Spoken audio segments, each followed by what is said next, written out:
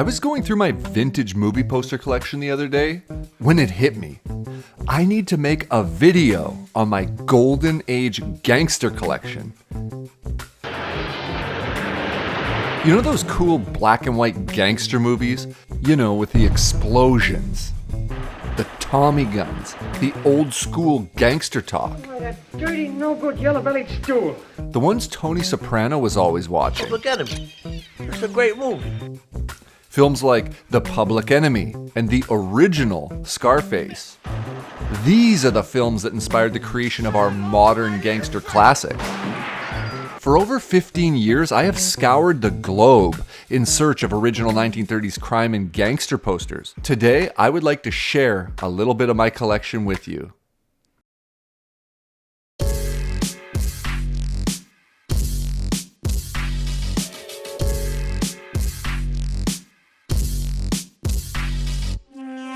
Growing up, this was my idea of a gangster film. I didn't know anything about old black and white movies until one day, flipping through the channels, I landed on Blonde Crazy from 1931 playing on TCM.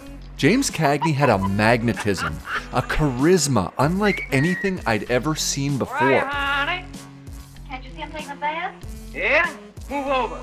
I couldn't take my eyes off the screen. For me, Blonde Crazy opened up a whole new world of 1930s gangster films. And in the 1930s, Warner Brothers and gangster films went together like Al Capone and bootleg liquor. Their secret weapon? The Warner Wise Guys.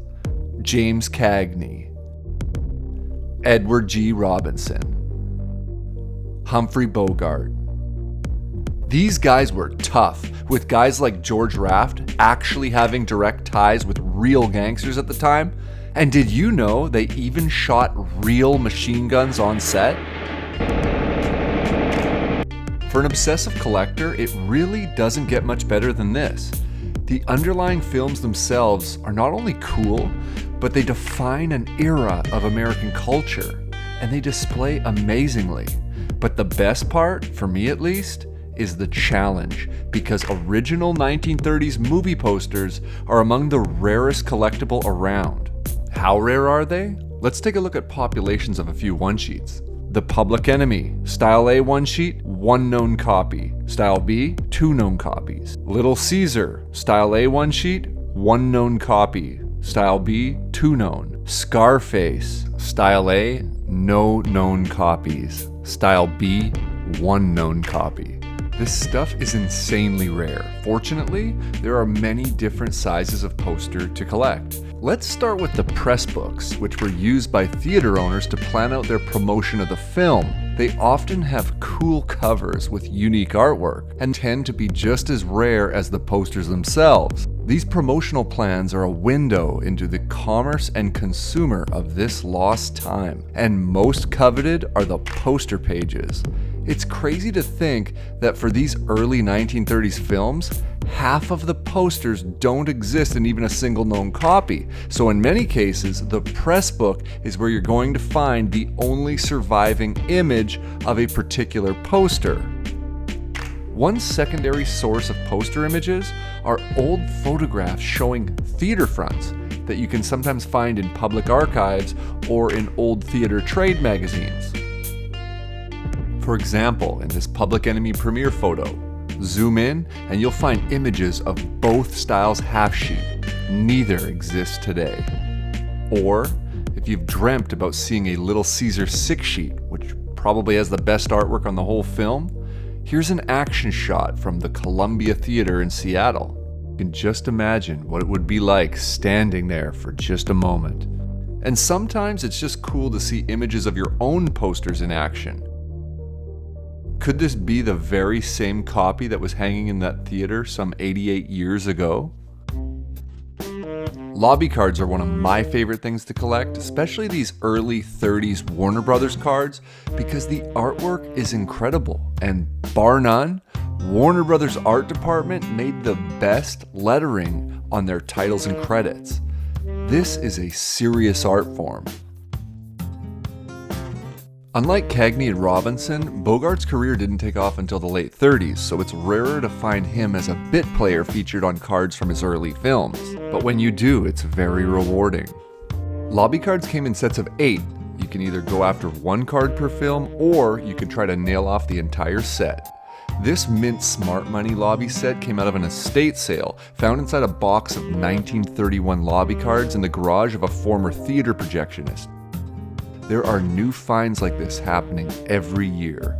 Like the 2011 Berwick discovery, where an old A-frame board with a stack of posters glued one atop the other came up at a local estate auction in Pennsylvania. The Little Caesar one sheet was visible on top of the stack, but inside were both styles of Public Enemy one sheet. Prior to this, these posters did not exist, and us collectors could only dream what they may have looked like based on the press book photos. And as you can see, once separated, these posters were very well preserved inside the stack.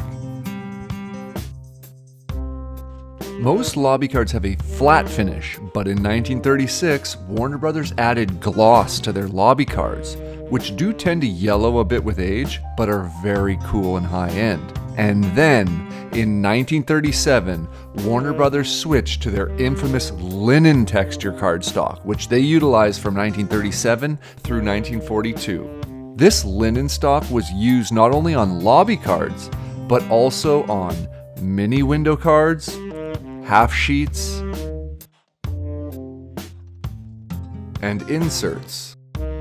These are highly desired in the collecting community because they are so different and from such a narrow window. No other studios were doing this at the time. And here's an incredible find I made. An original linen stock one sheet. This may be the only of its kind in the world, but if you look in the press books from the time, they were called 27 by 41 photogelatins.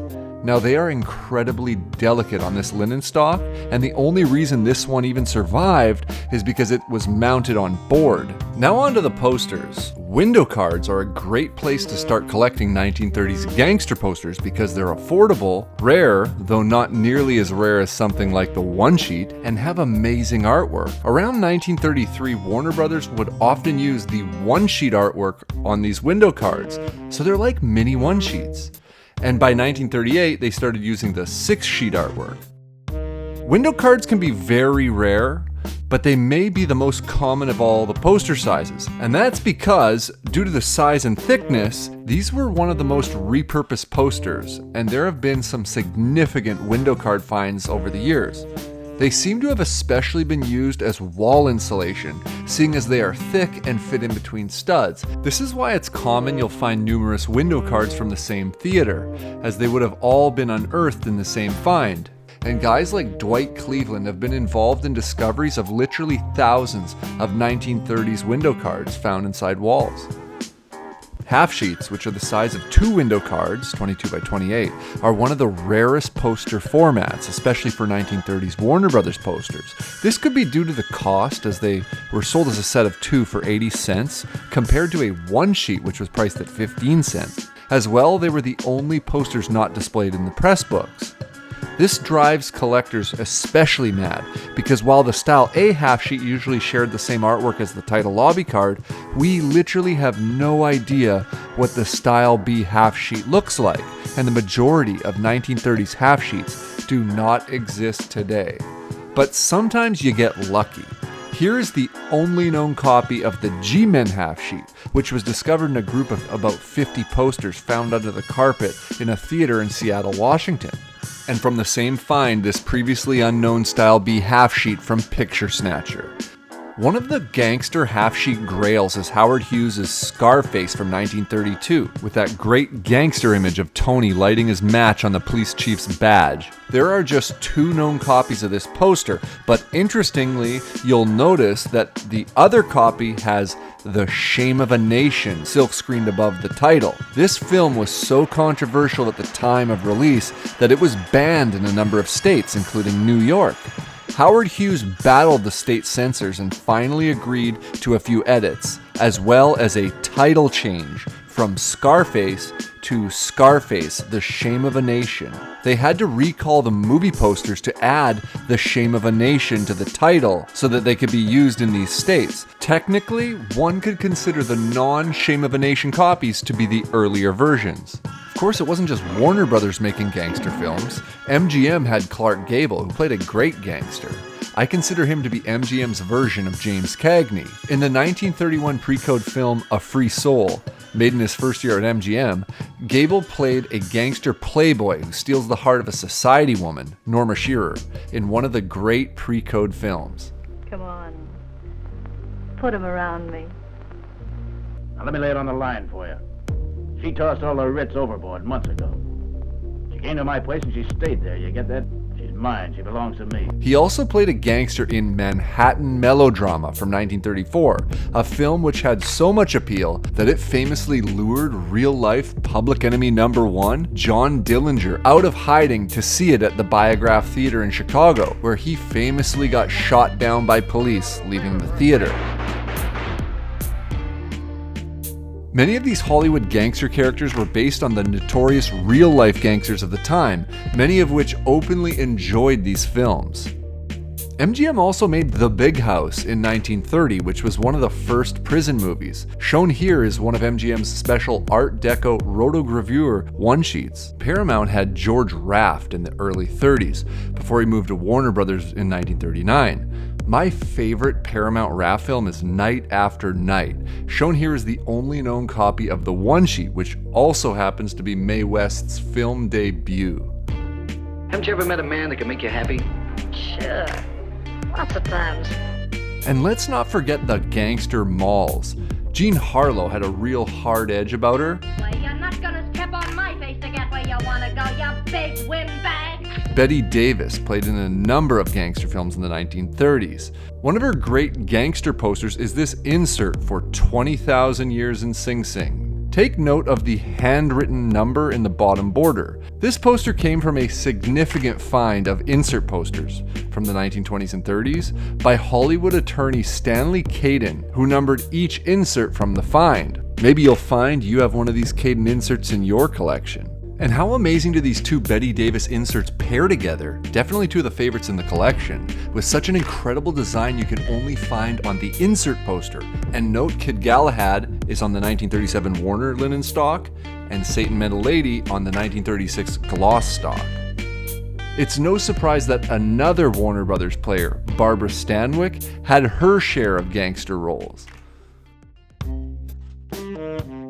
Insert posters are one of my favorite formats, especially with these gangster films, as the insert lends itself so well to a full-figure gangster pose, complete with a rod pointing right at your face. And really, what is a gangster if he isn't holding a rod?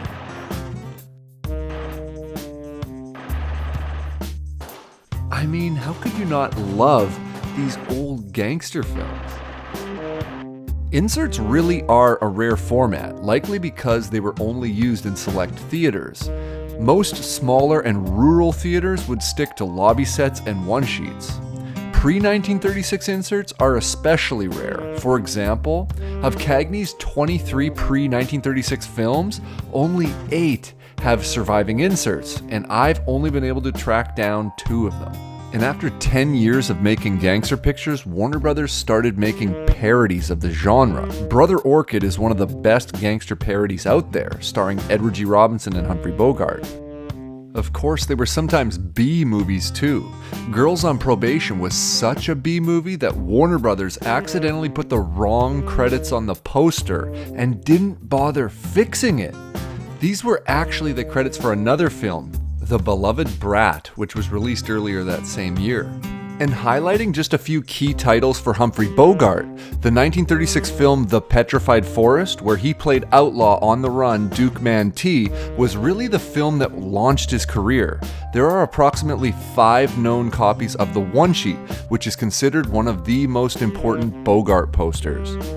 Just keep in mind that I and the boys is candidates for hanging. The first time any one of you makes a wrong move, I'm gonna kill a whole lot of you. After his success in The Petrified Forest, Warner Brothers frequently cast Bogart in one-dimensional bad guy roles, until High Sierra from 1941, which allowed his gangster character to have more depth. This opened the door for Bogart to become the A-list actor that we remember him as today. The first Warner Brothers gangster film was The Doorway to Hell, which had Cagney in his second screen appearance and first gangster role. This film's success led to the green lighting of The Public Enemy and launched Warner's gangster cycle. Shown here is the only known copy of the elusive one-sheet. Warner loaned Universal's All Quiet on the Western Front star, Lou Ayres, for this film, but his performance was greatly overshadowed by the charismatic James Cagney. You're gonna find a way to treat yourself to a handful of clouds. What do you mean, a handful of flowers? I mean the kind that comes out of the end of a 38 automatic. I love the Picture Snatcher one-sheet. Not only do you get two Cagney images in one poster, but you'll notice the reflection in the lens shows Cagney staring back at the viewer. In this image, you are James Cagney. Cagney starred in a total of 30 films for Warner Brothers in the 1930s, and all of them are highly collectible.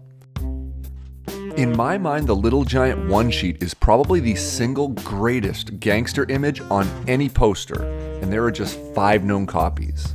And the film is incredible, marking the first Warner gangster parody, anticipating the end of Prohibition, which was repealed 8 months after this film's release.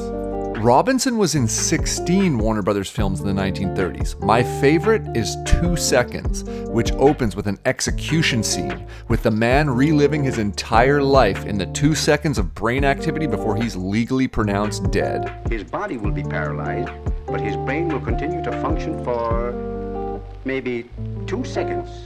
Those will be the longest 2 seconds he ever lived. And it's worth mentioning the other company, which was a third-party poster company that came to be when Warner Brothers started putting less effort into their one-sheet design in the late 30s, utilizing mainly photographic images. Many of these other company one-sheets have superior artwork to the studio-issued one-sheets, and they utilize nice stone lithography printing at a time when Warner Brothers switched to offset printing. And finally, the Billboard posters, 3 sheets and 6 sheets, which measure nearly 7 feet tall and are some of the coolest posters out there. And they are the rarest, as most were glued to walls or used as cutouts for special displays. It requires a lot of wall space to display, but definitely provides a dramatic look to any room. One of the large format grails is this Angels with Dirty Faces 6 sheet, of which there are just 2 known copies. This copy came out of the estate of a man who bought it for just a few dollars in the 1970s and kept it mint folded in his closet for decades. And there you have it, the golden age of the gangster film. I hope you enjoyed, and good luck on the hunt for your next movie poster.